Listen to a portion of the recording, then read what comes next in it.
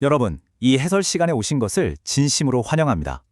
자, 오늘 우리가 함께 다루게 될 이 주제는요, 단순히 머리로만 이해하려고 하는 그런 건조한 신학적 호기심의 대상이 절대 아닙니다. 사실 이 주제는 우리의 실제 삶에서 겪는 뼈저린 고통, 너무나도 깊은 슬픔, 그리고 도무지 이해할 수 없는 세상의 불공평함에서 피어오르는 아주 무겁고도 절박한 질문입니다. 여러분도 아마 그런 순간이 있으셨을 겁니다. 악 때문에 깊은 상처를 받았을 때, 억울한 일을 겪고 밤잠을 설칠 때, 세상이 너무 불공평하다고 뼈저리게 느낄 때, 우리는 결국 하늘을 우러러보며 묻게 되죠. 하나님, 왜 처음부터 이 모든 고통을 막지 않으셨습니까? 저 역시 이 아픔의 무게를 너무나 잘 알고 있습니다.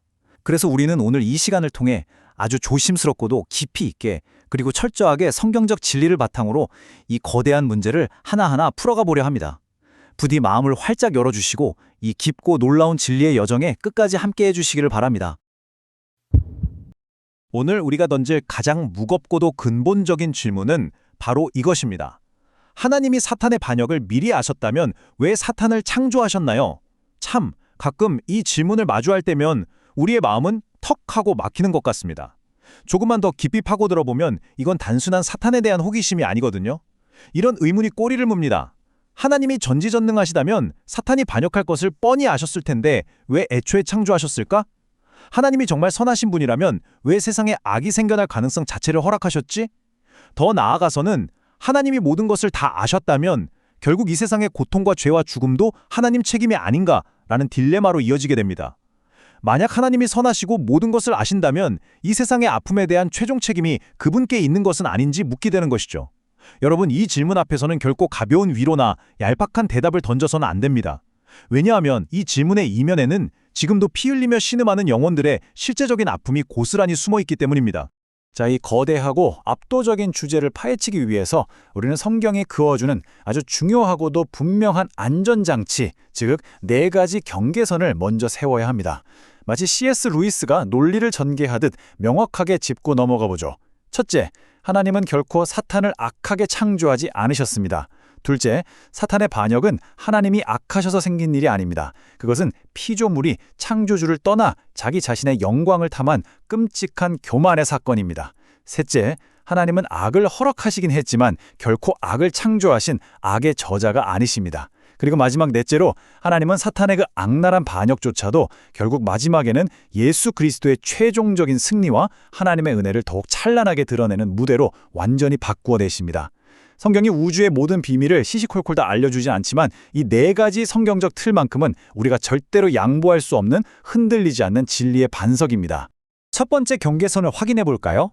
창조의 본질을 완벽하게 보여주는 창세기 1장 31절은 이렇게 분명하게 선언하고 있습니다. 하나님이 지으신 그 모든 것을 보시니 보시기에 심히 좋았더라. 여기서 우리가 정말 깊이 묵상해야 할 결정적인 표현은 바로 그 모든 것입니다. 예외가 없다는 뜻이죠. 하나님이 만드신 창조세계는 처음 시작될 때 어딘가 결핍이 있거나 찌그러져 있거나 악의 씨앗을 품고 있는 그런 세계가 아니었습니다. 하나님이 만드신 모든 피조물은 본래 온전하고 순결하며 철저하게 선했습니다. 그러므로 여러분, 우리가 흔히 영화나 만화에서 상상하듯이 사탄이 처음부터 뿔이 달리고 삼지창을 든 괴기스러운 악마의 모습으로 창조된 것이 절대 아닙니다. 완벽하게 선하신 창조주에게서 나온 창조물은 오직 선할 뿐이었습니다. 악은 애초에 창조된 실체나 물질이 아니라는 점, 이것을 꼭 기억하셔야 합니다. 여기서 한 걸음 더 나아가서 성경은 하나님이 눈에 보이는 이 물질 세계뿐만 아니라 천사들을 포함한 눈에 보이지 않는 영적 세계까지도 온전히 창조하셨다고 말씀하십니다. 골로새서 1장 16절 말씀을 함께 보겠습니다. 만물이 글에게서 창조되되 하늘과 땅에서 보이는 것들과 보이지 않는 것들과 혹은 왕권들이나 주권들이나 통치자들이나 권세들이나 만물이 다 그로 말미암고 그를 위하여 창조되었고. 자, 이 말씀이 우리에게 던지는 메시지가 무엇일까요? 제 아무리 하늘에서 영광스럽고 막강한 능력을 가진 천사적 존재라 할지라도 그들은 스스로 존재하는 신이 아니라는 겁니다. 그들 역시 철저히 지음받은 피조물에 불과하다는 것이죠. 오직 삼위일체 하나님만이 영원하시고 절대적으로 선하십니다. 나무에서 뻗어나온 나뭇가지가 나무 본체에 꼭 붙어있을 때만 그 생명과 푸르름을 유지하듯 천사를 포함한 모든 피조물의 선함은 그들이 영원하고 완벽하게 선하신 창조주 하나님께 단단히 붙어있을 때에만 유지될 수 있는 것입니다. 그렇다면 도대체 사탄은 어떻게 악마가 된 것일까요? 여기서 가장 결정적인 요점은 바로 이탈, 즉 자리를 떠났다는 것에 있습니다. 유다서 1장 6절은 이 엄청난 우주적 비극을 이렇게 증언합니다. 또 자기 지위를 지키지 아니하고 자기 처소를 떠난 천사들을 큰 날의 심판까지 영원한 결박으로 흑암에 가두셨으며, 이어서 베드로후서 2장 4절도 말씀하십니다. 하나님이 범죄한 천사들을 용서하지 아니하시고 지옥에 던져 어두운 구덩이에 두어 심판 때까지 지키게 하셨으며, 여러분, 논리적으로 한번 생각해 보십시오. 사탄과 타락한 천사들은 태생부터 악하게 지음받아서 타락한 것이 결코 아닙니다. 그들은 본래 아름답고 선하게 창조되었지만 하나님이 자신들에게 부여하신 합당하고 종속적인 그 피조물의 위치를 아주 자발적이고 의지적으로 내동댕이 쳤기 때문에 악해진 것입니다. 창조자 하나님께 반역하여 스스로 자기 자리를 이탈한 것, 생명의 근원으로부터 스스로를 끊어낸 것, 바로 그것이 우주에 들어온 악의 시작이었습니다. 자, 그렇다면 다시 처음에 그 날카롭고 무거운 질문으로 돌아가 보겠습니다. 하나님이 이 모든 반역을 미리 아셨다면 왜 막지 않으셨습니까? 이 부분에서 우리는 아주 중요한 논리적 구분을 하나 해야만 합니다. 바로 하나님의 완전한 미리 아심, 즉 예지와 악을 직접 일으키고 원인을 제공하는 것 사이에 좁힐 수 없는 차이입니다. 여러분, 한번 상상해 보세요. 어떤 자녀의 성향과 성격을 너무나도 깊이 꿰뚫어 아는 부모가 있다고 가정해 보겠습니다. 그 부모는 아이가 특정 상황에 놓이면 어떤 잘못된 선택을 할지 아주 정확하게 예측할 수 있습니다. 하지만 부모가 미리 알았다고 해서 그 아이가 저지른 잘못의 원인 제공자가 부모입니까? 부모가 아이를 직접 조종해서 그 악을 행하게 만든 것입니까? 결코 아닙니다. 물론 전능하신 하나님의 아심은 인간 부모의 얄팍한 예측을 무한히 뛰어넘는 완벽하고 영원한 아임입니다. 그러나 하나님이 미리 아셨다는 그 위대한 사실이 곧 하나님이 그 악을 직접 행하도록 원인을 제공하셨다는 의미는 결코 단연코 될 수 없는 것입니다. 성경은 바로 이 신학적 진리를 절대적으로 굳게 세워줍니다.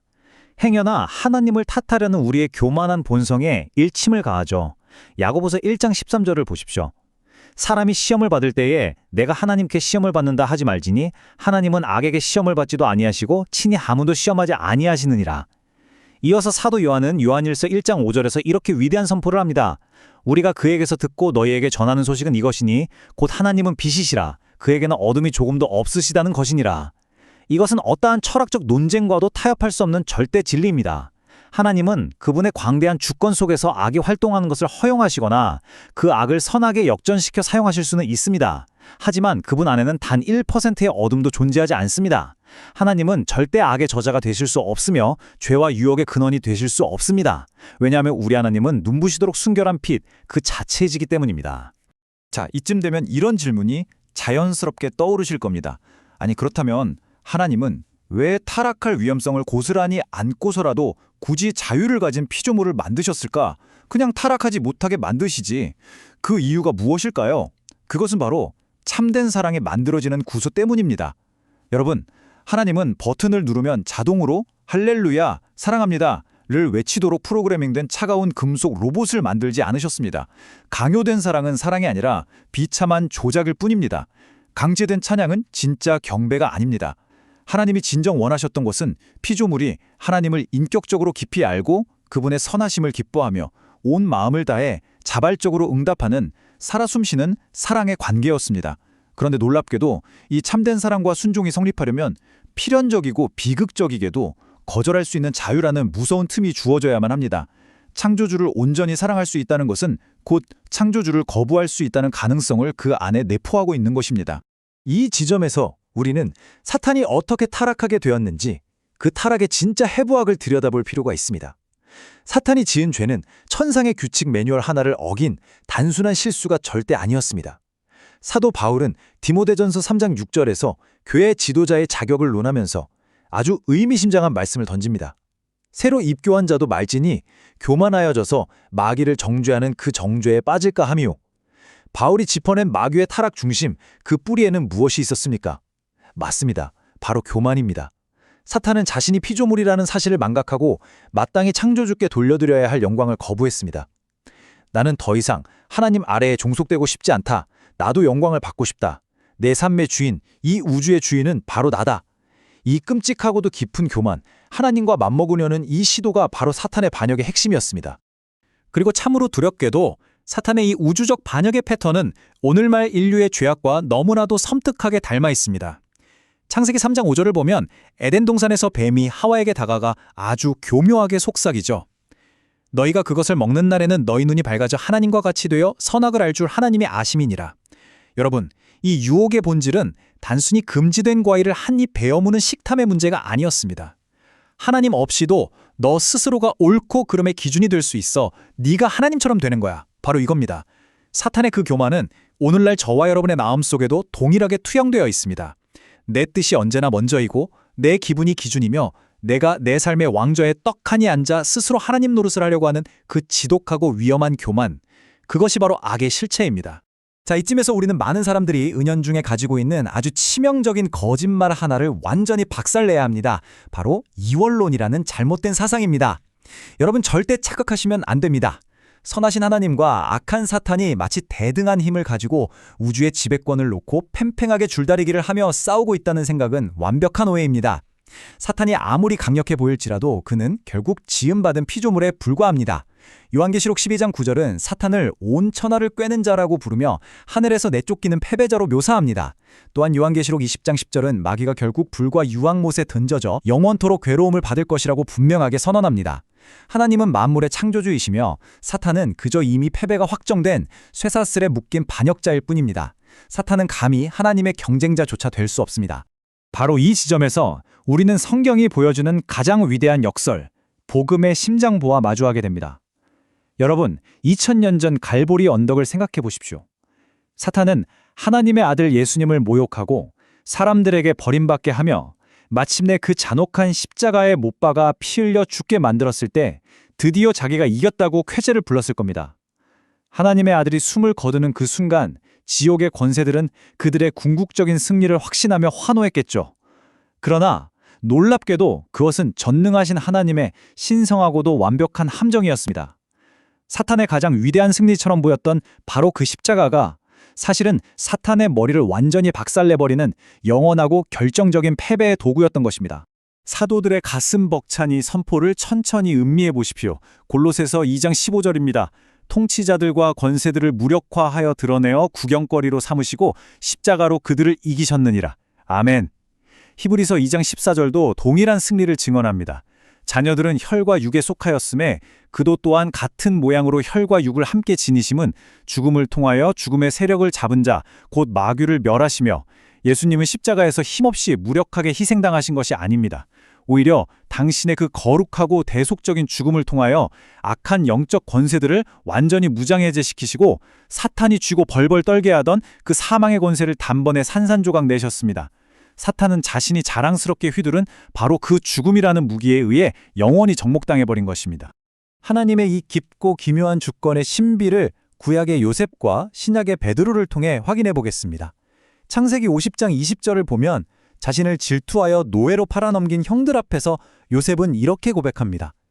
당신들은 나를 해하려 하였으나 하나님은 그것을 선으로 바꾸사 오늘과 같이 많은 백성의 생명을 구원하게 하시려 하셨나니 사도행전 2장 23절에서 불타는 오순절 설교를 통해 군중에게 이렇게 외칩니다.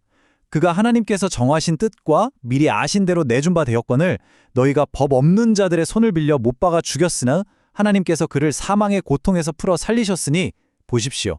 인간의 배신과 사탄의 악의는 분명히 어떤 이유로도 정당화될 수 없는 끔찍한 죄악입니다. 그러나 전능하신 우리 하나님은 그 악에 결코 갇히거나 질질 끌려다니지 않으십니다. 도리어 그 끔찍한 악마저도 퍼즐 조각처럼 짜맞추어 수많은 생명을 살려내는 멈출 수 없는 구원의 역사로 엮어내고야 마십니다. 이것이 바로 우리가 믿는 하나님의 광대하신 주권입니다.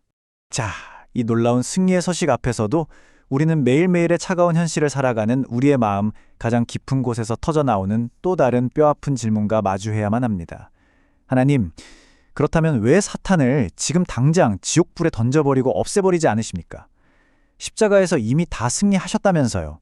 그런데 왜 오늘날 우리 주변에는, 그리고 내 삶에는 여전히 끔찍한 악과 질병과 사고와 눈물이 이렇게도 차고 넘치는 것입니까? 참으로 가슴 아픈 질문입니다. 잔혹한 뉴스를 볼 때마다, 내 삶의 무너진 자리를 마주할 때마다 우리는 이 고통의 지연 앞에서 너무나도 깊이 지치고 피곤함을 느낍니다. 때로는 원망스럽게까지 하죠. 이 찢어지는 우리 영혼의 절규에 성경은 목자의 심정으로 무엇라 답하고 있을까요? 찰스 스펄전 목사님이 그토록 사람했던 베드로후서 3장 9절의 이 벅찬 은혜의 말씀을 들어보십시오. 주의 약속은 어떤 이들이 더디다고 생각하는 것 같이 더딘 것이 아니라 오직 주께서는 너희를 대하여 오래 참으사 아무도 멸망하지 아니하고 다 회개하기에 이르기를 원하시느니라. 여러분, 하나님의 지연은 결코 그분의 능력이 모자라거나 우리의 아픔에 무관심해서가 아닙니다. 이 기다림의 시간은 바다와 같이 넓고 깊은 자비의 시간입니다. 하나님이 당장 세상을 끝내지 않고 심판을 미루시는 이유는 단 하나입니다. 바로 아직 구원받아야 할 영혼들, 아직 복음을 듣고 그리스도께로 돌아와야 할 불쌍한 죄인들이 주님의 품으로 돌아올 수 있도록 피눈물 나는 생명의 기회를 연장해주고 계시기 때문입니다. 그러나 여러분, 안심하십시오. 이 고통을 품은 인내의 시간이 영원히 계속되지는 않을 것입니다. 요한계시록 21장 4절은 오늘 까닭모를 고통으로 신음하는 우리에게 궁극적이고 완전한 소망의 빛을 던져줍니다. 모든 눈물을 그 눈에서 닦아주시니 다시는 사망이 없고 애통하는 것이나 곡하는 것이나 아픈 것이 다시 있지 아니하리니 처음 것들이 다 지나갔음이로라. 그렇습니다. 악은 결코 영원하지 않습니다. 사탄이 날뛰는 시간은 이미 그 한계가 정해져 있습니다. 하나님이 정하신 영광스러운 그날이 오면 그리스도의 최후의 심판이 우주의 모든 불의와 악몽을 도려낼 것입니다. 그리고 우리는 영원토록 단 한 방울의 눈물도 단 한 번의 사망도 없는 완벽하게 선하고 아름다운 새 창조의 세계에서 살게 될 것입니다. 우리가 믿는 이 위대한 하나님은 우리의 고통을 저 멀리 높은 하늘 보좌에서 팔짱 끼고 찌직하며 구경만 하시는 분이 아닙니다. 로마서 5장 8절은 이렇게 선언합니다. 우리가 아직 죄인 되었을 때에 그리스도께서 우리를 위하여 죽으심으로 하나님께서 우리에 대한 자기의 사랑을 확증하셨느니라. 생각해 보십시오. 기독교의 하나님은 우리가 당하는 그 참혹한 고통과 죄의 저주 한가운데로 진흙탕 속으로 친히 뛰어들어오셨습니다. 범죄한 죄인들을 향해 쏟아내셔야 할 그 거룩하고 무서운 진노의 심판을 하나님은 자기 품속에 있는 영원한 독생자 예수 그리스도께 대신 다 쏟아부으셨습니다. 나를 살리기 위해 아들을 죽이신 것, 이것이 바로 우리를 향한 그분의 충격적이고도 압도적인 사랑의 증거입니다. 요한일서 3장 8절의 이 장엄한 선포를 보십시오. 죄를 짓는 자는 마귀에게 속하나니 마귀는 처음부터 범죄함이라. 하나님의 아들이 나타나신 것은 마귀의 일을 멸하려 하심이라. 저는 이 구절이 성경 전체가 말하고자 하는 대답을 단 하나의 문장으로 완벽하게 압축했다고 생각합니다. 예수님은 단지 우리에게 착하게 살아라, 서로 사랑해라라고 가르치려고 오신 훌륭한 도덕 선생님이 아닙니다. 예수님은 우주적 전사이자 구원자로서 마귀가 저질러 놓은 모든 파괴적인 일들을 완전히 산산조각내고 우리를 올가매는 죄와 사망의 사슬을 끊어내기 위해 육신을 입고 이 땅을 밟으셨습니다. 그리스도의 십자가와 부활은 사탄의 치명적이고 영원한 실패를 온 우주에 알리는 찬란한 승전보입니다. 그러므로 오늘 우리는 이 두 가지 다른 목소리 앞에서 아주 철저하고 예리한 영적인 분별을 해야만 합니다. 사탄은 지금 이 순간에도 당신의 귓가에 대고 끊임없이 속삭입니다.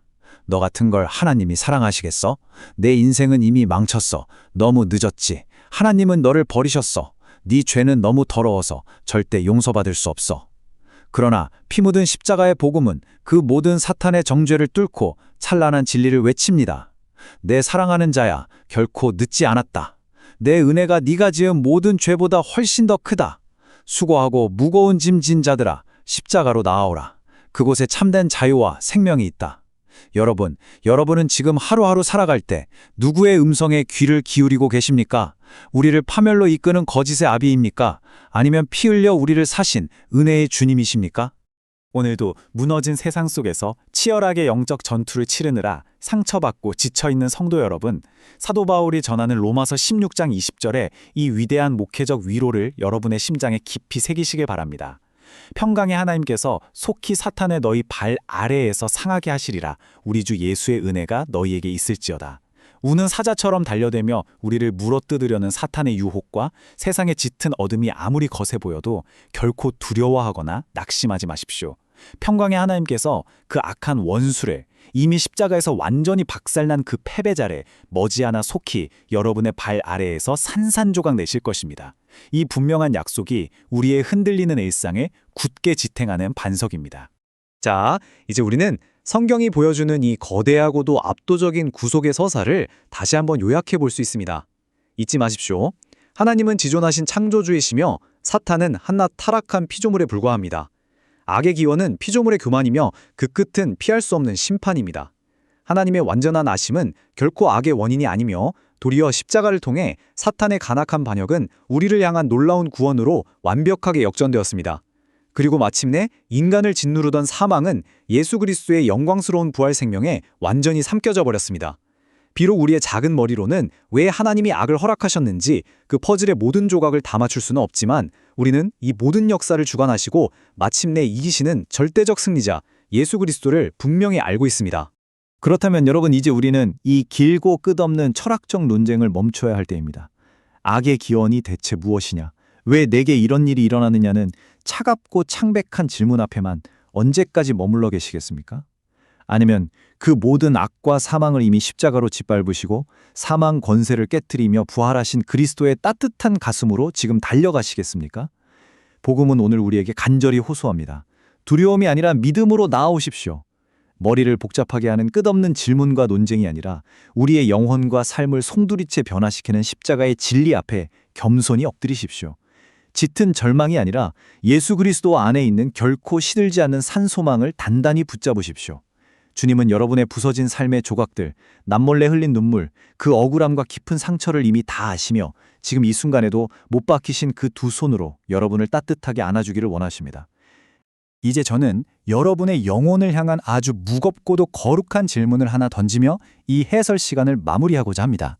사랑하는 여러분, 하나님께서 이미 그리스도의 십자가를 통하여 세상의 모든 악과 사망 권세를 결정적으로 이기셨다면 여러분은 오늘 그리고 바로 지금 이 순간 대체 누구의 음성을 들으시겠습니까?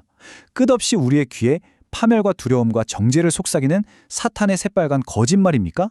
아니면 당신을 너무나도 사랑하셔서 십자가에서 피 흘리시고 마침내 무덤을 열고 승리하신 예수 그리스도의 다정한 사랑의 음성입니까? 우리 인생의 해답은 결코 철학에 있지 않습니다. 해답은 부활하신 그리스도의 영광스러운 얼굴에 있습니다. 부디 생명을 살리는 그분의 은혜를 선택하십시오. 긴 시간 동안 이 무겁지만 진리가 담긴 여정에 끝까지 함께해 주셔서 깊이 감사드립니다. 평안하십시오.